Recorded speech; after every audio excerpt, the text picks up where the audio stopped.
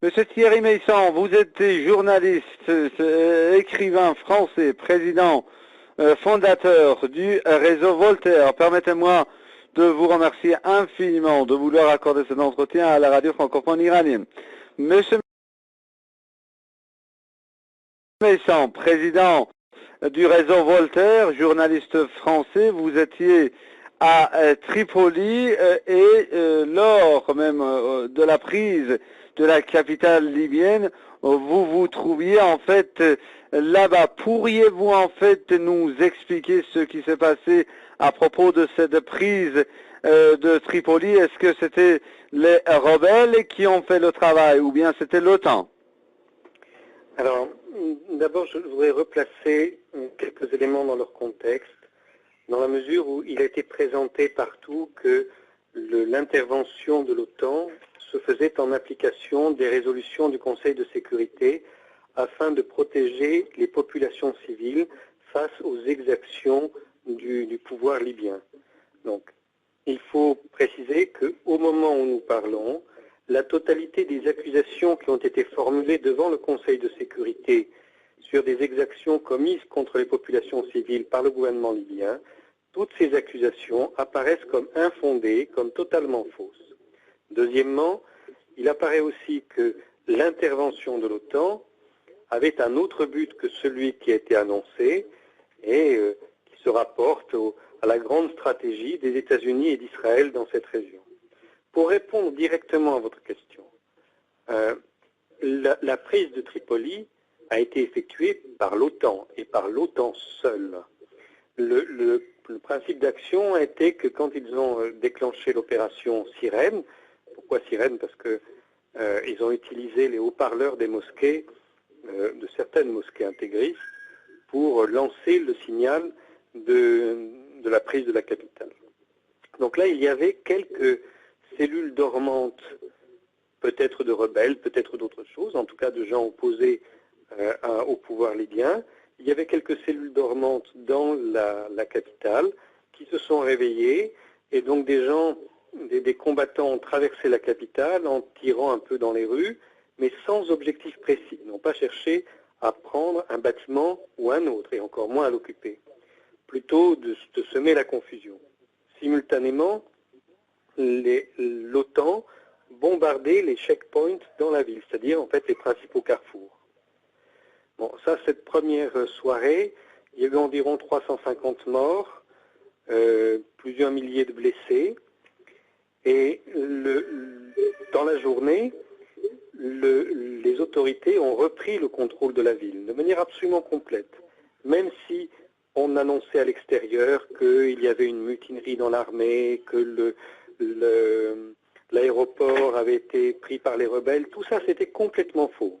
Les combats étaient très limités. Cependant, le lendemain, l'OTAN a mis le paquet, comme on dit. Donc là, ils ont bombardé massivement tous les checkpoints et toutes les cibles qu'ils avaient déjà préalablement frappées au cours des 5 mois précédents.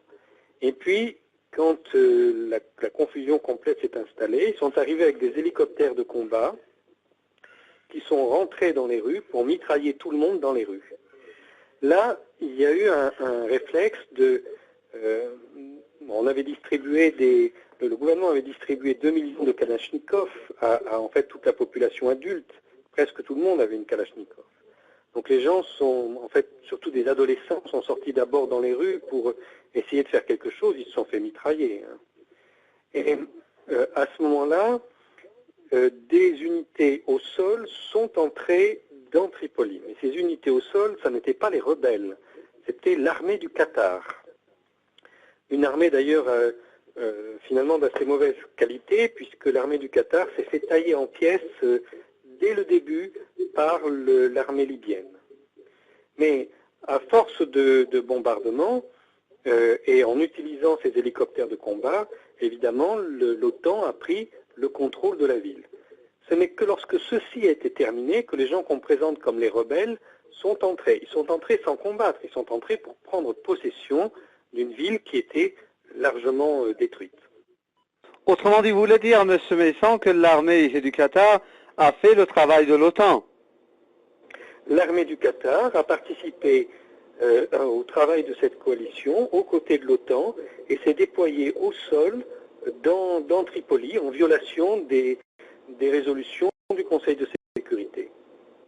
Et M. Messon, alors, lorsque vous étiez en fait à Tripoli, vous avez constaté de près en fait de ce qui se passait dans ce pays. Est-ce que les forces de l'OTAN ont visé les populations civiles ou pas? Est-ce qu'ils ont fait des exactions à l'encontre de la population civile? Oui, ils en ont fait, mais il faut replacer ça dans le temps, parce qu'il y a eu plusieurs phases dans l'action de l'Alliance Atlantique. Et au début, ils ont essayé d'être, de faire très attention, de ne viser que des cibles militaires, ce qui n'était pas non plus légitime d'ailleurs. Ils n'avaient pas un mandat pour détruire l'armée libyenne, mais ils se sont fait dans la destruction systématique des casernes, de tous les équipements militaires possibles, en essayant de ne pas toucher les civils, étant entendu que quand même avec des armements très sophistiqués, des guidages laser, etc., on perd évidemment le contrôle d'un certain pourcentage de ces missiles guidés, et à ce moment-là, ils tombent n'importe où dans la ville et ils tuent des civils. Mais il n'y avait pas de volonté au départ de tuer des civils. Après, il y a eu une deuxième période, vous savez, où l'OTAN a pensé provoquer la partition du pays en deux pays distincts. Et donc là encore, ils avaient un certain contrôle de ce qu'ils faisaient, mais ils ont cherché à ce moment-là à punir les dirigeants libyens. Donc, ils ont pratiqué l'assassinat ciblé des familles des dirigeants libyens, à la manière dont font les Israéliens en Palestine, hein, c'est tout à fait pareil. Donc là, ça consistait à envoyer des espions dans les maisons des dirigeants, de placer des balises dans ces maisons, souvent même dans la chambre des enfants, puis après de bombarder pour tuer la famille, à défaut de pouvoir tuer les dirigeants libyens. Alors, après, il y a encore une autre phase où ils ont essayé de punir la population dans son ensemble pour la pousser à se dresser contre le gouvernement que jusque-là, la population soutenait. Donc, à ce moment-là, les bombardements ont atteint des équipements collectifs, l'électricité, l'eau, etc., pour rendre la vie des gens insupportable. Évidemment, comme ces équipements collectifs se trouvaient dans des zones très, très urbanisées, il y a eu énormément de pertes civiles. Et puis, à la fin, ils ont décidé autre chose. À la fin, ils ont décidé de faire le crime maximum. Ils se sont donnés comme objectif, lors de la prise de Tripoli, non pas de détruire l'État libyen, mais de détruire la société libyenne. Et pour ça, il fallait le maximum de pertes civiles.